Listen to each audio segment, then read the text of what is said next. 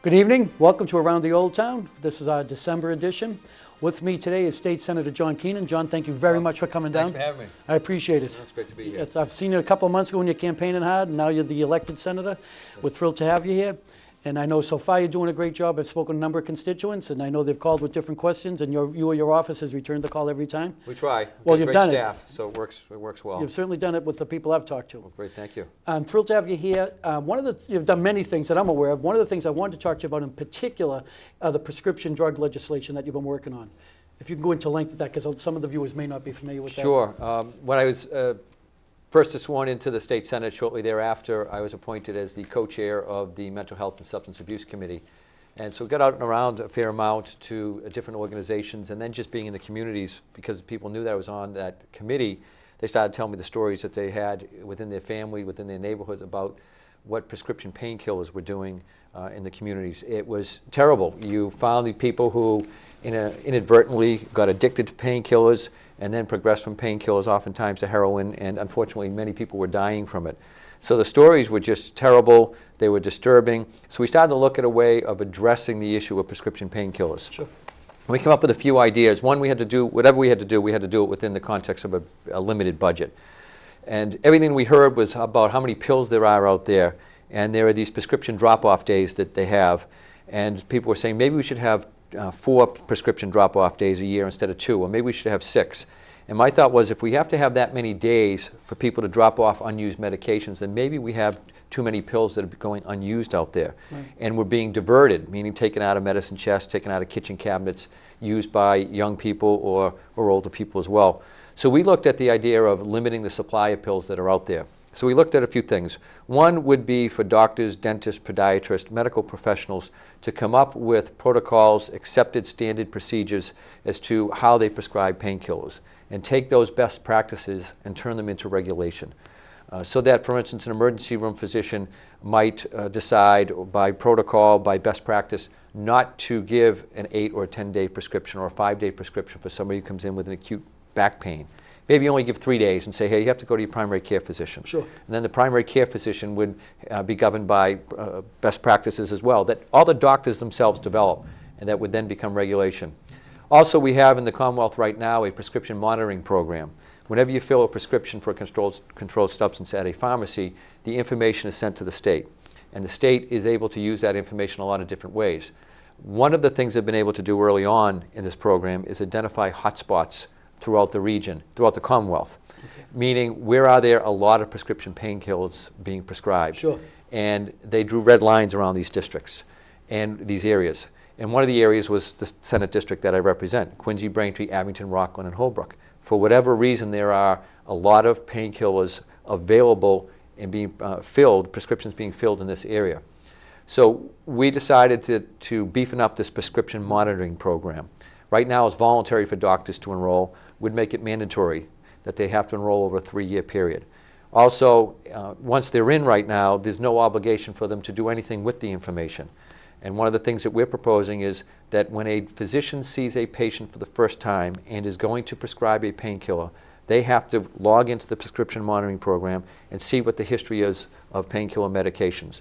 So if somebody is what they call doctor shopping, right, going from doctor to get these painkillers, that a doctor would say, you're a new patient, you've told me about your back pain, you've told me about this neck pain, whatever it may be, I think I'll prescribe you a painkiller, but let me check first. And the physician will do the check and come back and say, you've been prescribed 3 times in the last 15 days. Right. Let's talk about this. Exactly. And hopefully we'll help that person get into a recovery program or slow down the path that they may be on towards addiction. Sure. So we're looking really to beef up that prescription monitoring program. One of the other things that we found out is that people are unaware of how dangerous these pills are. They're prescribed by a doctor, how bad can they be? Exactly.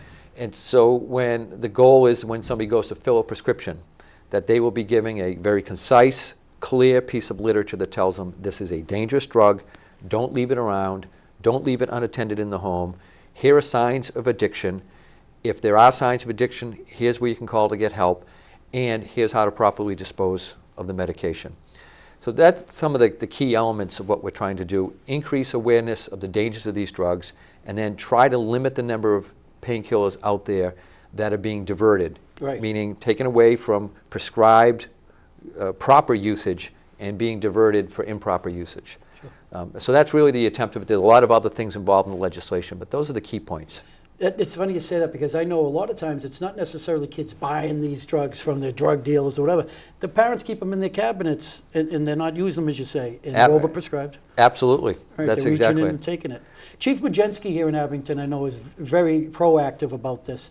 I know we've recently had a day where you could turn in your medicines and prescriptions to be properly disposed of. Are you familiar with that? Or do I you am. Abington's done a great job with that. Other communities are working on it as well. They have these prescription drop-off days. That's it. And the number of pills that are dropped off is absolutely astounding. And They're they're all phenomenal. recorded by the DEA and everything else. And we met with Chief Majensky during the course of developing this legislation, and he told us some of the problems that he's experiencing here in the town of Abington. The thing about prescription painkillers is an addiction to them, and then the addiction that leads to heroin, for instance. Right. It's no longer what it was back in the 70s, for instance, when heroin addiction was an inner city problem, and heroin addicts were described as junkies. Right. It's 18-year-old kids, it's 35-year-old people who unintentionally get hooked on this because maybe they took more pills than what the doctor prescribed, or it's people experimenting with drugs, Sure. Making that one mistake and getting hooked. Right. And you hear some of the stories that parents tell you, and they're just devastating. The kid who maybe tries a pill at a pill party. Right. Where'd the pills come from? They didn't, you're right, they weren't buy bought from off a of drug a dealer. dealer. Right. They were taken out of the kitchen cabinet, the medicine Sure. chest, brought to the party and used. We've heard stories about them in locker rooms where somebody comes off, a football game or a hockey game. Oh, my back is killing me. And somebody say, here, I got one of these from home. Try this. Right. This will help you out. And they're so addictive. Right. OxyContin, I believe, is one of those type of pills, right? That OxyContin is... And that's a heroin synthetic or something? Or Yeah, it's an opiate. opiate. Yeah. It first hit the market back in the late 1990s, about 1998. And since that time, the number of opiate-related deaths has gone through the roof. And right now, unintended deaths relating to opiate use are greater than motor vehicle accident, greater than heroin. I mean, greater than cocaine and things like that. It's become a quiet but devastating epidemic. Hopefully, it won't be quiet much longer because I Right. think people realize how bad it's gotten. They're not afraid to talk about it anymore. Family members are coming out. Whereas before they'd be embarrassed, they're now coming Sure. out and saying something's going to be done about this. It's almost like the way I was brought up. Anything happened in the house stayed in the house. But now people are more willing to talk about it, and it's very common, unfortunately, that we all have a relative who has a drug issue or an alcohol dependency issue or something. Right. But drugs, unfortunately, you're right. I didn't realize it was so strong in the whole district. Yes. And it's funny, like you said, it's certainly not an urban problem anymore. It's in No. every neighborhood. No matter how much you try to prevent it, it is there because, like you said, it's not drug dealers. It's coming out of the medicine cabinets. Right.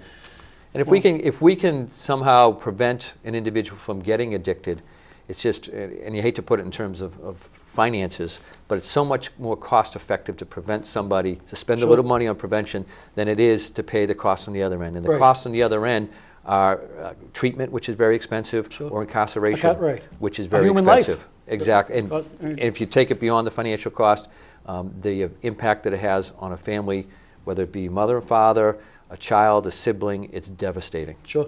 It really is. Well, and you're doing something positive about that. Let's talk about a more positive Sure. subject in a sense. Chapter 90 Yes. monies. And can you elaborate on that first, please? Well, local aid is always a challenge, in whatever form it takes, whether it's Chapter 70 for schools, unrestricted local aid, or Chapter 90 for roads. We've worked hard at the legislature to try to get as much money as we possibly can for the local communities. And it's been tough in the last couple of years to do that, and particularly this past year when I became a member of the Senate. The state was facing a structural deficit that was pretty substantial. We relied on federal money. Sure. And when that federal money dried up, we had to make up that difference in the state budget and from state revenues. But nonetheless, we've done a pretty good job of trying to keep our Chapter 90 money as level as it can. Through supplemental budgets, we've increased Chapter 90 money that goes to communities for roads, Chapter 70, which is money for schools, and then also just our general local aid.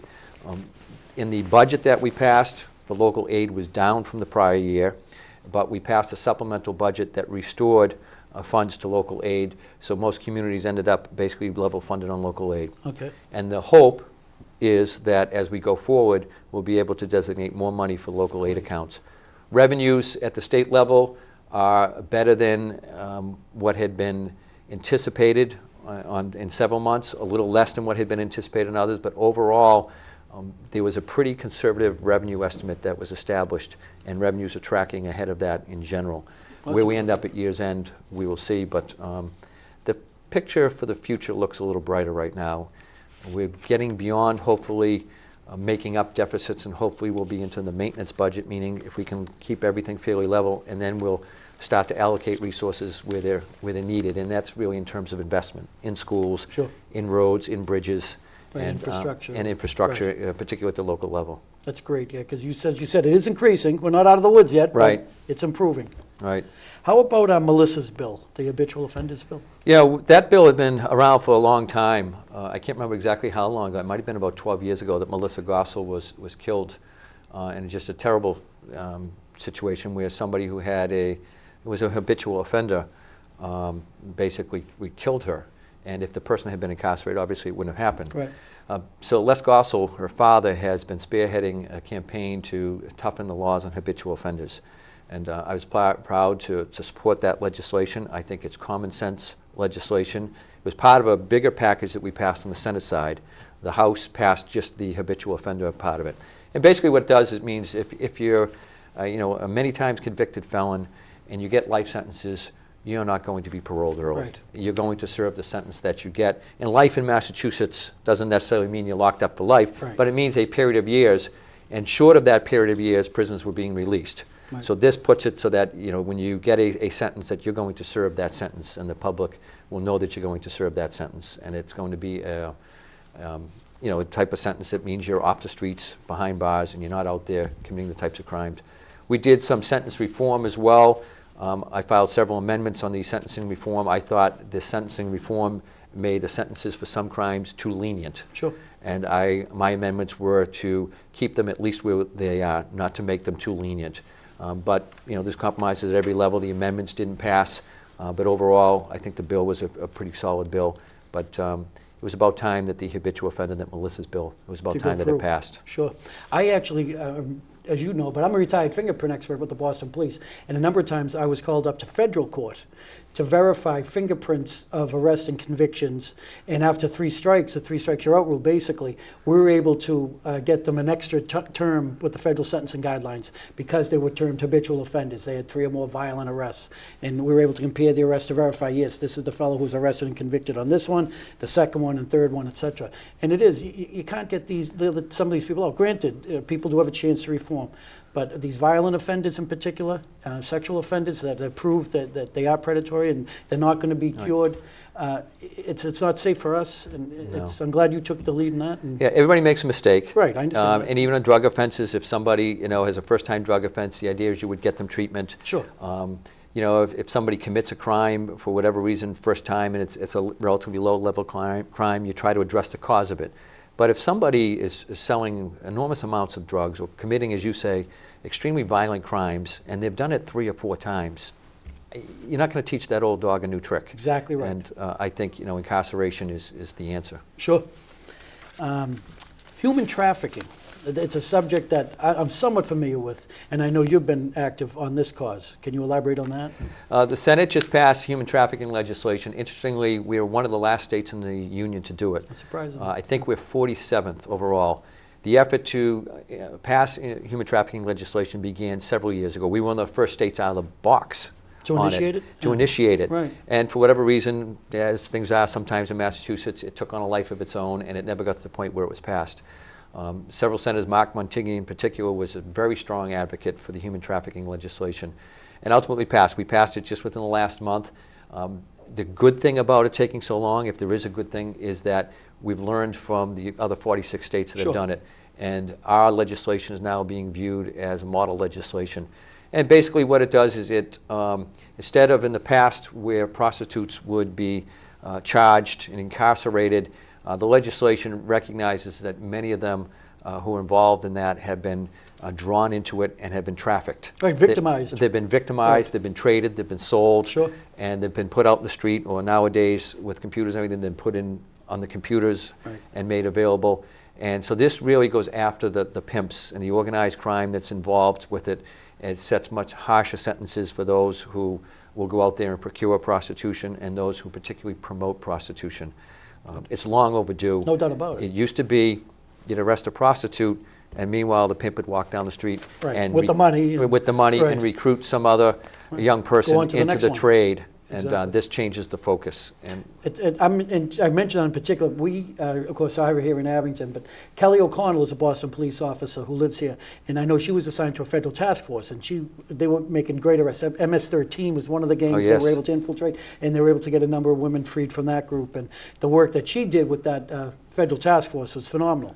So I'm glad the legislature finally did something about that. And like you said, because it took a while, you probably were able to fix a number of loopholes. right, yeah, it's a Before pretty people- comprehensive piece of legislation. Good, I'm glad to hear And that. I think it'll stem the tide and send a clear message that it's just not going to be tolerated anymore, and Massachusetts is not an area where you're going to get off lightly if you get caught in that type of activity. That's great. You mentioned Chapter 70 about school funds. Schools are always an issue, no matter what town you're in. I don't care if you're in Wellesley or Abington, but any talk about maybe money for the schools? I know we just got new windows that we did Right, at the Woodsdale School. Right, the yes. Woodsdale, right. Any talk about any school, maybe how about funding for schools, the formula for lottery distribution? There's been a couple proposals as to how to change the formula that will result in local school aid. And interestingly, in the casino debate, there was an allocation for education. Okay. And then there was an amendment afterwards, as it came back and we were looking at it further, there was an amendment to change the formula that would give more local aid to communities specifically for schools. And the idea behind it was that it would equalize or be more fair, that the schools that typically do worse, the urban schools, they sometimes seem to get much more money than some of the suburban schools. Sure. And so the idea was to kind of equalize it and be more fair. And I looked at it at first as just a fairness question. Why don't we just support this because it seems to be fair? Then I went out and we got the numbers that show how the district does. And overall, the district, all the towns in the district would benefit pretty significantly under the new formula. Now, it went over to the House and everything else, and the casino bill passed, and it wasn't necessarily the new formula and how it was going to work. It's uncertain how it's going to work, Okay. whether there'll be other changes to formulas. But nonetheless, there is an awareness out there that the formula that's been in place for quite some time now doesn't result in the fairest distribution of school funding. Sure. And so we're going to look at that. We're also been in contact with Abington town officials on school projects. We've met with the school building authority, and just as recently as today, had a meeting with the town administrator, John D'Agostino, on the issue of schools and where things are going and where Abington is on the list for funding for any future school projects. So we're constantly looking at that to try to find more resources for the schools. At one point, it was just tossed around, nothing seriously discussed about maybe a joint project with Abington and Holbrook as a... It's been a hot issue. Right. More so over in Holbrook than it think so is than in here, right. Abington. Holbrook is got a situation where they have declining numbers of students, and the facility that they have is really in tough shape. And so they're trying to figure out what to do. The school building authority would like to see a regional approach because Abington has so few students. So they've asked Holbrook rather. They've asked Holbrook to reach out to Abington, to reach out to Avon, to Braintree, to some of the nearby school districts to see if there could be some sort of a regional plan put in place. Right. And Avon at their town meeting decided not to look at a regionalization. Holbrook itself voted down the idea of regionalization and voted to support the concept of a K through 12 school within the town itself. Nonetheless, the school building authority wants them to reach out to the towns. Sure. And they are in the process of reaching out to Abington, and there'll be a discussion about regionalization. Abington schools seem to be in better shape than Holbrook's. There are issues when you talk about regionalization about teacher benefits, teacher pay levels, programs that are offered. Generally, there are many more programs offered in Abington than there are in Holbrook. So you really have to make sure that it mixes well. Right. And I assume from Abington's perspective, they want to know, how's it benefit Abington? Exactly. And Holbrook wants to know how it would benefit Holbrook. Sure. So they'll have to get together and see if there is a benefit Right. to one or other or both communities. And if there's not, there'll have to be some sort of other look at it. Whitman-Hanson, as you know, is a regional school, and it seems to be the quote-unquote model of being able to build these schools up with the new building administration. But I remember the first couple of years, it seemed like they spent so much money in the schools, they didn't have enough money for the teachers, practically. That's always the problem when you have a new school. It's one, you get so focused on building the new facility, Right. and sometimes in that process you forget what it's going to cost to heat this significantly larger facility, even though it may be a greener facility than what you had or more efficient. It's generally bigger, so you get into the cost of what's it going to cost to heat it, what's it going to cost to maintain it. You were kind of deferring maintenance on the older buildings, kind of ignoring it because you didn't have resources. You build a new one, you don't want to get into that again. So those costs come up, and then oftentimes you may have more classrooms. You were trying to accommodate more students, so you open a new school, and yes, there is a need for perhaps more teachers, and you really have to struggle to figure out how to pay for that. Whitman Hanson's a spectacular facility. Oh, it's phenomenal. And we've been discussing facilities today, actually, in the office. And that's the model. There's some who think that there's too much in that school as far as amenities. Some think that it's just right. The School Building Authority has come up with a model school plan for middle schools, elementary schools, and for high schools. And it's a great way to do it with the model school plan. So if Abington, for instance, decided, hey, let's build a new high school, they can take a model school plan, and all the plans are done. Other than maybe what you have to do in site preparation. You can basically take a school and put it, and you can do some modifications. In Quincy, where I live, which is part of the Senate District, we're building a new middle school, and it's part of the model school program. And so basically it's taking plans and putting them on the site. We've saved several months in design work. We're going to save several months in construction work, and we're going to save millions of dollars by doing it. So it seems to be a pretty good program. My last thing for now that comes to mind is the state alimony law.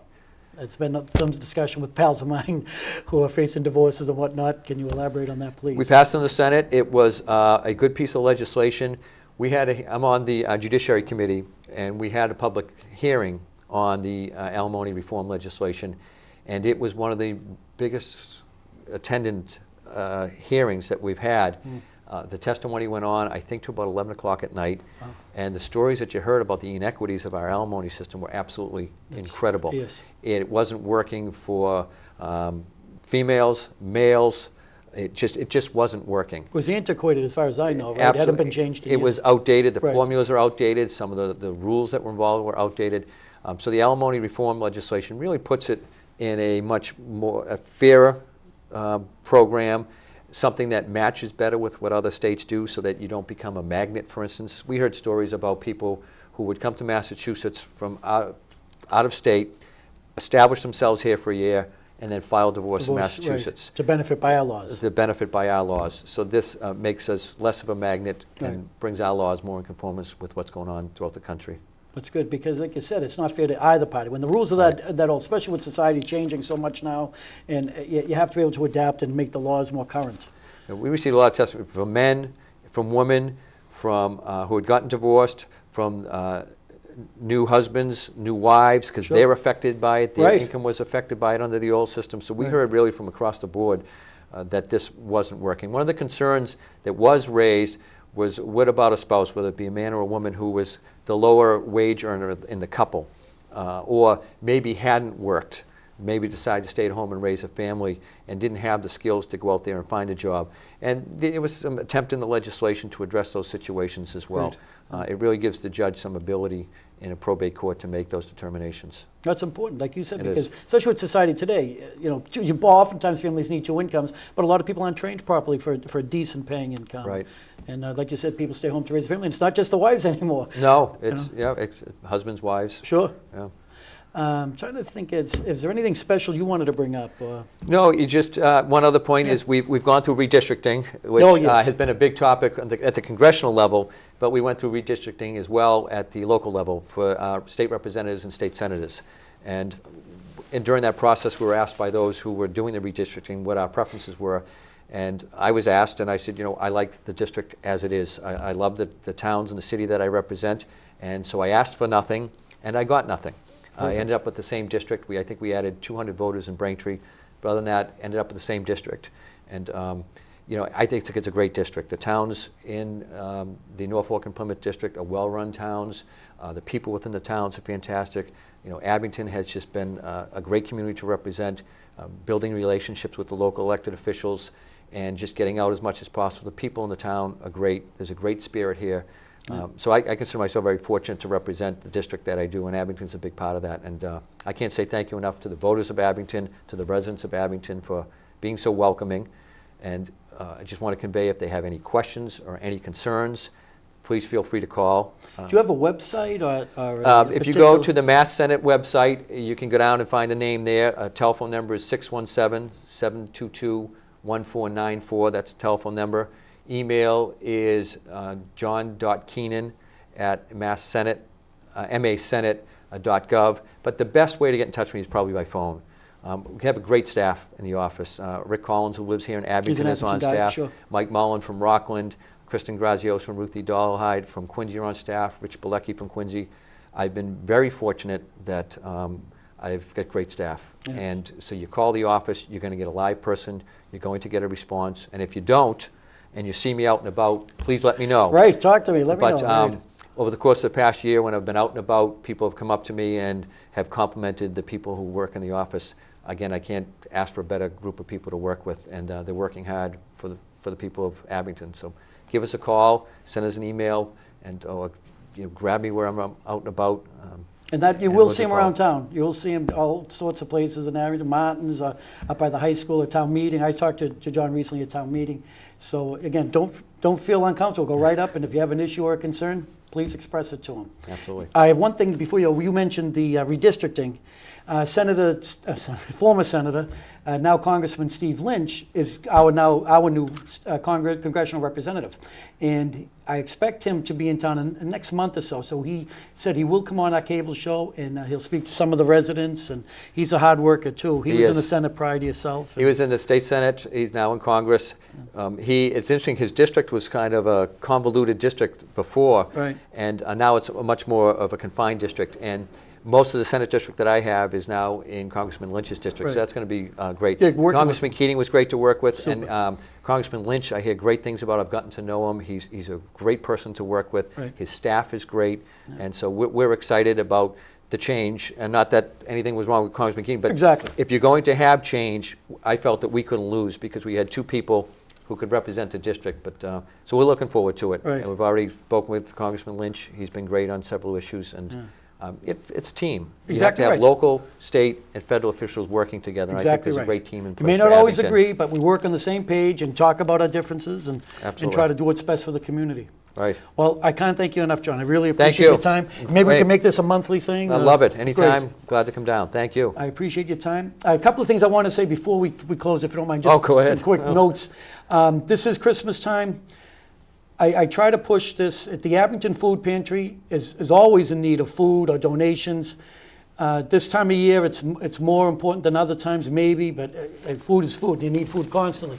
One of the things that I'd suggest, if you have finances and you can spare some money, that actually goes further than purchasing cans of food or some spaghetti boxes or whatever, because they can buy like 10 to 1 what you would donate that you spend at the store. So if you have extra cash and you're willing to spare it, $10, $20, believe it or not, goes a long way. And that's the Abington Food Pantry with the St. Vincent de Paul Society, and that's at St. Bridget's. If you want to drop by, I'm sure they'll take any donation. And of course, food's always accepted, some clothing. They have boxes for the clothing. But please, if you have the ability and you're willing to donate it, they could use the help. The Christmas House Tour is this weekend. Amy Barrett and Mrs. Ann Riley are coordinating that. I don't have any particulars on that, but this is today is December 8th, and it is this weekend, December 10th and 11th, I believe. If you if you go on the abingtonps.org, I think they might have some links to that. We're happy to have Nick Malafronte home. They had a great homecoming, and he is back. And Mark Chirokis is home, and he's improving. And so again, to keep those people in your mind. And I'm sure every family now this time of year we think of the good things, but also some of the hard times we've been through. So please keep your neighbors in mind and keep the Christmas spirit alive. I may be able to do a show before Christmas, but if not, Merry Christmas, John, to Merry you Christmas. and your family Yes, and your staff you too. and all your friends. And Justin Shanahan, I can't thank you enough for all the work you do. Justin's mom's been very sick and was hospitalized, but she's improving. So let's keep positive and cheerfulness going. My son Edmund, I want to thank. He helps me out a lot. Again, to the people of Abington, and John mentioned it earlier, the spirit here is phenomenal. I mean, every community has their issues, but for some reason, we've been hit with a significant amount of issues for a relatively small population, and everyone comes together. You know, the Christy Coombs and Mr. Wakeland. I mean, I don't want to stop mentioning names because there's too many and I'll forget some. But the whole community does come together when the people are in need, and please keep that spirit year-round, and you've already have done that. So again, Merry Christmas, Happy New Year, Happy Holidays, and thank you very much. And if we get a show before Christmas, great, but if not, Happy New Year. Thank you very much.